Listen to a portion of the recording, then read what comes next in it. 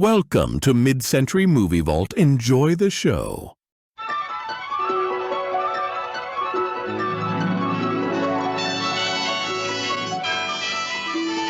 The Lucy Show. Starring Lucille Ball. Co-starring Gale Gordon.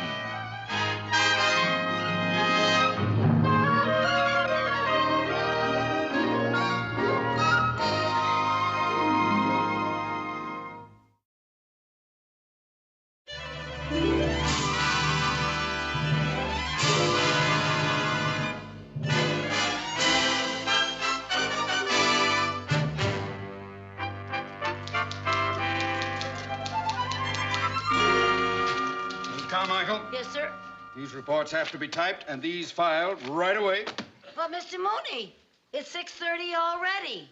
Well, thank you, Mrs. Carmichael. I still know how to tell the time.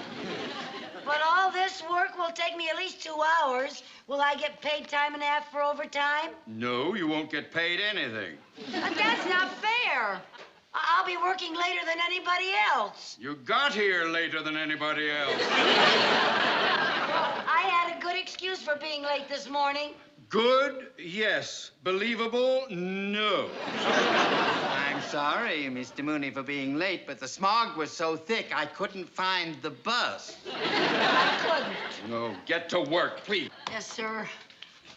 Working overtime for no money. Nobody appreciates anything around here. Oh, yes, they do. Only this morning, I called our president, Mr. Cheever, and I told him that my chair was worn out, and he told me that I would get a new chair. Yes, indeed. They reward people around here who use their heads. Then how come your chair wore out in the seat?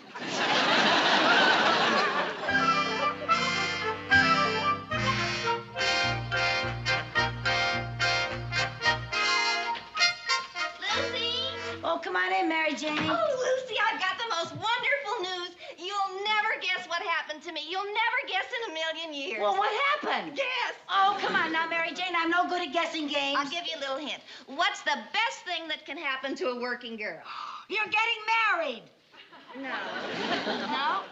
You're engaged? No. You got a date? No, I guess I better tell you. I got a raise. Oh, Mary Jane, that is wonderful. Is it much of a raise? Well, no, but at least now my take-home pay is worth taking home. Oh, that's wonderful. When do you think you're going to get a raise? Me get a raise? Ha! Mr. Mooney won't even pay me for working overtime, let alone give me a raise. When did he give you your last one? Well, let me see. It was on Flag Day. I don't remember the year, but our flag still had 48 stars. Oh, that's terrible. Yeah, well. How much money are you making now, Lucy? Oh, I'm ashamed to tell you. But every time I file my income tax, they send me a sympathy card. Have you ever hinted to Mr. Mooney that you wanted more money? Hinted?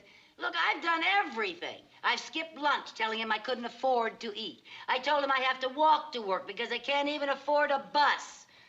The only time I ever got a reaction out of him was once when I came in with big holes in my coat. Oh, and he gave you a raise? No, he gave me a needle and thread and told me to stop looking like a slob. Oh, darn it, I always forget that this plant is artificial. I just don't understand it, Mary Jane. Seems to me that everybody in that bank has gotten a raise except me. Well, I just think you're using the wrong approach. Well, what is the best way to get a raise? The best way to get a raise is to point out to Mr. Mooney what a good worker you are, that you're never absent, you're never late, and you never make mistakes. Well, what's the next best way? Have you ever tried to appeal to his good side? I've never been able to find it. Well, Lucy, honestly, you've been there long enough. You're entitled to a raise. You're telling me. Well, you should just ask for it. I have. Be firm about it. Go in there in the morning and beard the lion in his den. Okay, but it would be easier getting a raise from a real lion.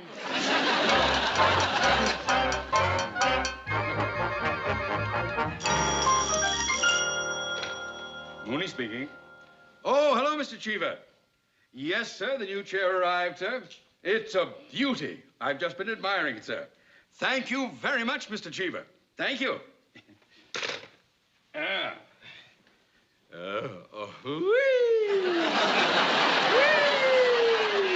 Mr. Mooney. How are you feeling, Mr. Mooney? Oh, I'm all right. And how is Mrs. Mooney feeling? She's all right. And how was your No, evening? you cannot have a raise. How did you know I was going to ask for a raise? Mrs. Carmichael, when you come in here on time and inquire about my health and my wife's health, you obviously aren't aiming for a cut in your salary. Please get to work. Mr. Mooney, I've been working here a long time now. It seems as though everybody in this bank has gotten a raise except me. True. Well, Mr. Mooney, I realize I haven't been a very efficient secretary. True. And I am almost always late. True. And I do take a little too long on my coffee breaks. True. And I'm not a very good typist. True. But, Mr. Mooney, you're not going to give me a raise, are you? True. Why won't you? Because, as you just said, you're not efficient, you're always late, you take too long for your coffee breaks, and you are not a good typist. Yeah, but you can't think of one single reason on your own. Mrs. Carmichael, we have a very busy day ahead of us. Please get to work.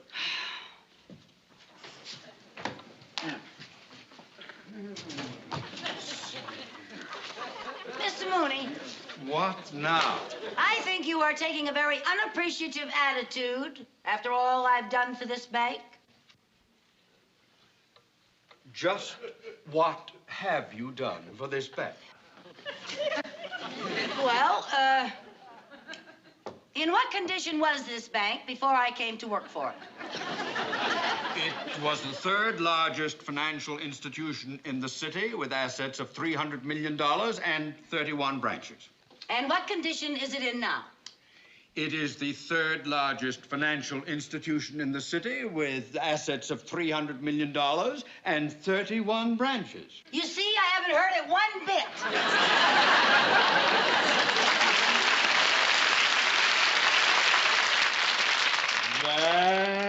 Back.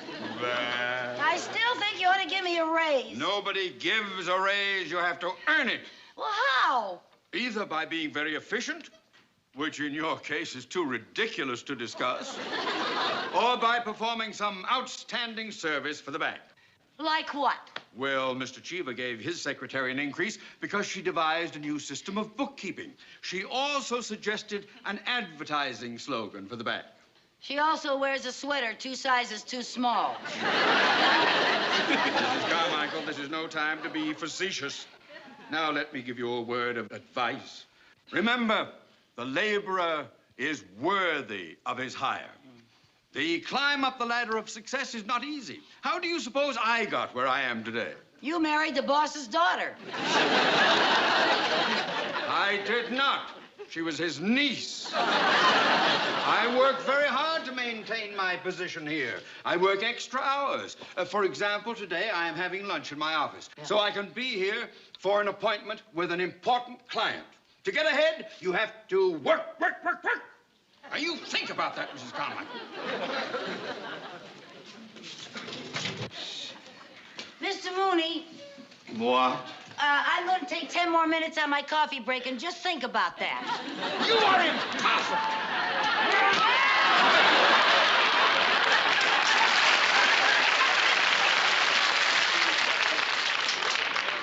You got your new chair, huh?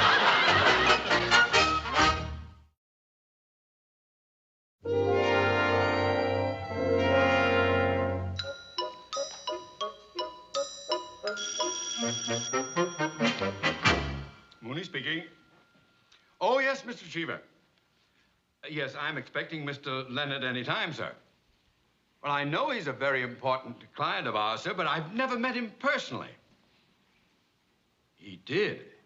He produced the Danny Thomas show, yeah? Dick Van Dyke. Oh, and I Spy. Oh, well, thank you, sir. That's a big help to me. Yes, indeed. Thanks very much. Oh, and thanks again for the chair. I flipped over it. Goodbye, sir.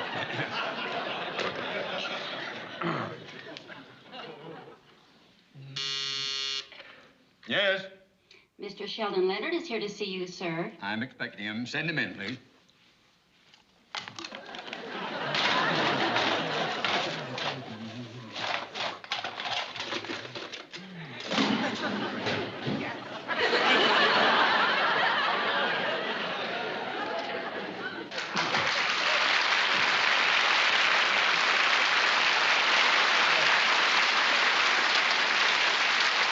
Mr. Leonard.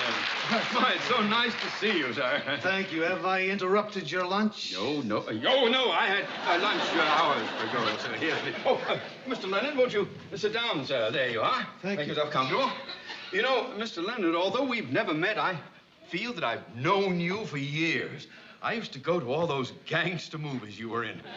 I'm quite a fan of yours. Yes, I made a lot of those gangster movies. Yes. In fact, I still get bumped off 3 times a night on the Late Late Show. Well, you were so believable as a gangster. Maybe I was too believable. Every time I stepped out of the house, the cops arrested me. Well, now, surely you explained to them who you were. Well, yes, I did, but from force of habit, I'd say it like this. I'd say, all right, get your hands off of me, copper, or you'll wind up in a cement kimono. Well, it must have been quite a loss to your public when you gave up acting to become a producer and director. What public? No. I was one of those actors that people would see on the street and they'd say, hey, look, there goes, what's his name? The face was familiar, but they couldn't remember the name. Well, you have to expect that of people. From my own kids? Yeah. Twice the little finks turned me in for the reward. Well, I must say it was a lucky day for television when you gave up acting and became a producer. Oh, I don't know about that. Oh, yes, it was. It was indeed. Why, anyone who owns a television set today knows the name Sheldon Leonard. Except my kids. They still refer to me as what's his name. Well, I won't forget your name. No? No, sir. I love those television shows of yours. There's that Danny Thomas show, the Dick Van Dyke, I Spy. That is the most wonderful show. The way you have worked that around so that the... Why, Mr. Leonard, you're blushing. Am I embarrassing you? Well, yes. Oh. But please continue. You forgot Andy Griffith's show and Goma Pyle. Andy Griffith and Goma Pyle, yes, and I understand that you're currently creating a new series. Well, yes, that's right. We're shooting the pilot now. You're shooting the pilot? That's an expression in television. It means that we're making a test, a sample film, you know. In fact, that's why I'm here to see you. Oh? Yes, we have a scene in which there's a bank holdup. And I think it would be more realistic if we filmed it in an actual bank. So, with your permission, I'd like to film it here. Film it here? Yes. In this bank? Yes. Well, now, I'd like to oblige you, Mr. Leonard, but that would disrupt our entire day. Well, I don't intend doing it during your business hours. No, we'll film it at night after the bank is closed. Well, it's unprecedented and against all regulation. We're bonded and fully insured. Well, I'm afraid not. It's quite out of the question. The screen credit will read Technical Advisor Theodore Mooney. That's Theodore J. Mooney, and when do we start? We want to film it tomorrow night, but I'd like to come in tonight and rehearse the scene with my principal actors, if you don't mind. By all means. And don't you worry about anything going wrong, Mr. Mooney. I'll watch your money as if it were my own. Well, with all the shows you do, most of it is. That's a little joke. I just made that up. Right on the spur of the moment. Maybe you could use it in your... It's not very funny. Is there anything else I can do for you, sir? Well, I would like to familiarize myself with the layout of the bank here.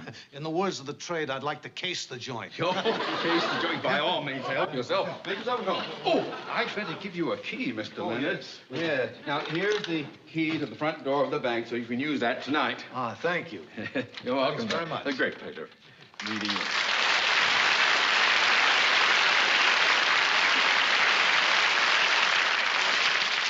technical advisor, Theodore J. Mooney. Ah!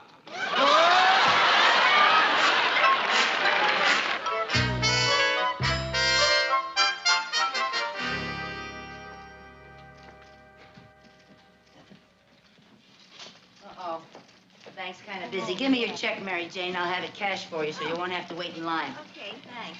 Would you like the bills in any particular denomination? Well, I'd like it in tens, but it's only for $5. This'll only take a minute. Maggie, when you get a chance. What's the matter? Shh. What's the matter? Shh. The bank is going to be held up. Hold up. How do you know? That man behind us is a gangster. A gangster. Yeah, look. No, don't look. I don't want him to get suspicious. Now you can look. Don't look so long. Lucy, how do you know he's a gangster? Shh, because I recognize his face. Just look at him. Don't look. Well, are you sure he's a gangster? Of course I'm sure. Why, he's probably one of the 10 most wanted crooks in the whole country. Doesn't he look like a crook to you? Don't look. You know something? I think I saw his picture in the post office. Boy, he's got a criminal face if I ever saw one. With those beady eyes, that thin, cruel lips, and that low-slung forehead. And look at that receding chin. He hasn't got a receding chin. Shh. He probably had a chin job. We better call the police. Hey, we can't call the police. He hasn't done anything yet. I'm going over and see if I can hear what he's saying.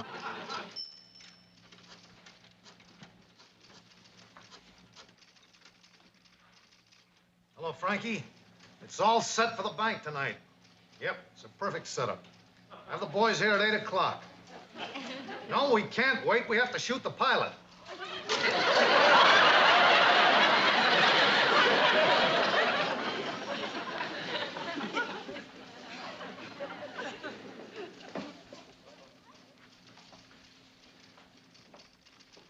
I was right.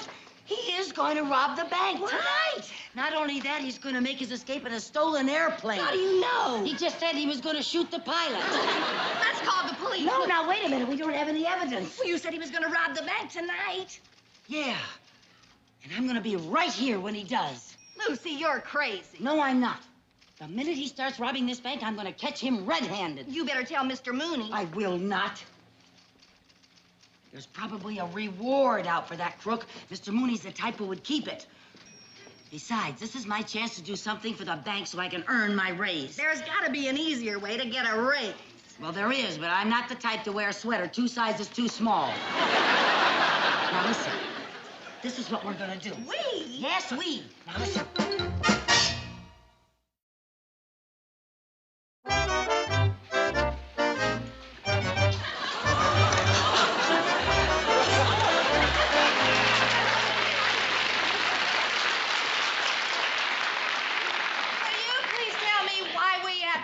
Like trick or treat. I already told you, so they'll think we're scrub women and not kill us. Well, I hope not. I wouldn't want to get caught dead in this outfit. Never mind. Hey, Charlie, you wait for the car.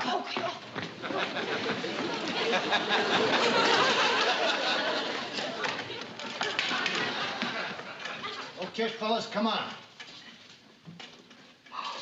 The nerve of him coming right through the front door. Oh, it's really something, Lucy. Shh, don't talk. Shh. Listen. Don't talk. Well, you're talking. Let's not talk about not talking. Shh. This is really a setup. It's a perfect setup. Yeah.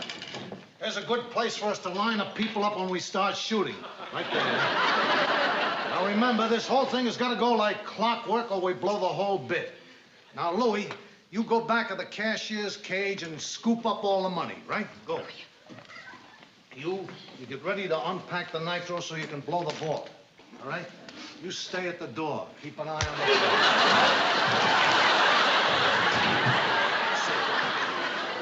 We can... Louie. Hey, Louie. Now, where did he get to? What's the matter, boss? Louie disappeared. Go get him, will you? You bet. Now, I want you to remember that you got to keep an eye on this door all the time. You can shoot through here.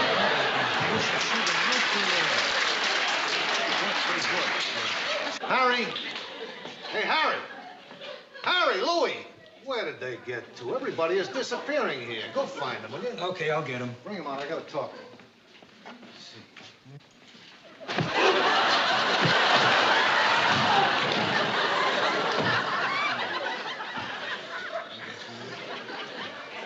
Boys.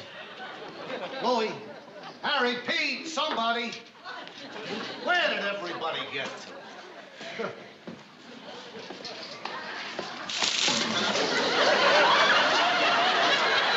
What are you doing? Oh, excuse me. I thought we was here alone. No, we wasn't here alone. Wow. Did you see some men go back there? Men? Yeah. If there was men back there, do you think we'd be out here? I'd better go see for myself.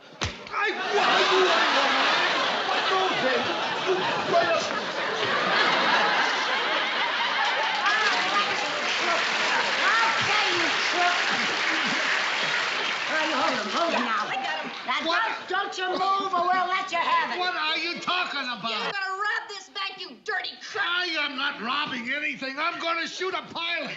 That's murder. That's even worse than robbery. Look, ladies, let me explain. This is a mistake. I'm not a crook. Never mind. I know a crook when I see one, and I've seen your face 1,000 times. Yeah, of course you have. I'm what's his name? Got me so confused now, even I can't remember. Somebody's coming. Oh, maybe another member of his gang. Yeah, hold him there now. Now, look, ladies. Quiet.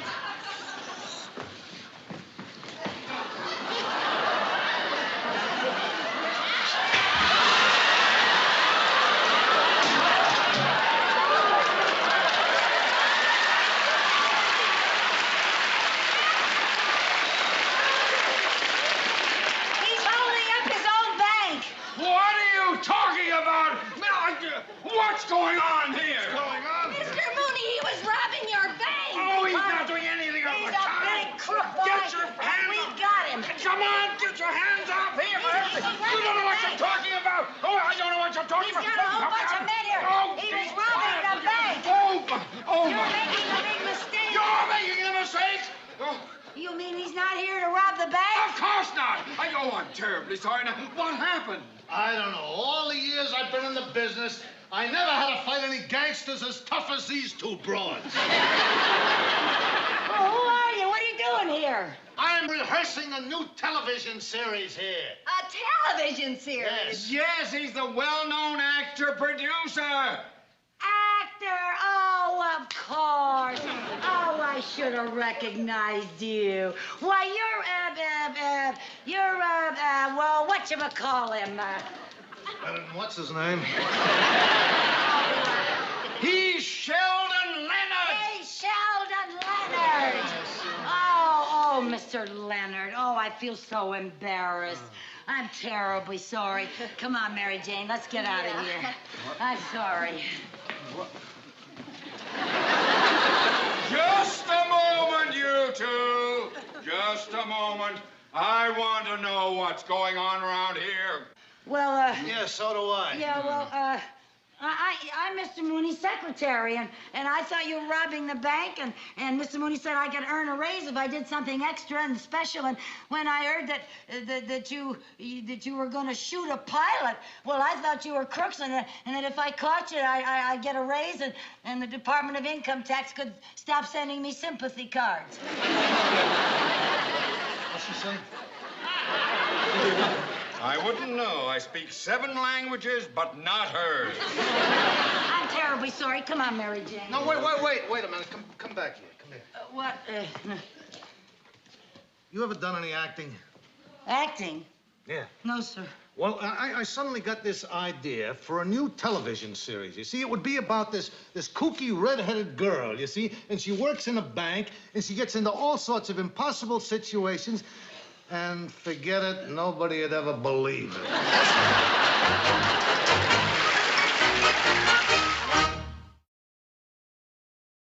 The Lucy Show.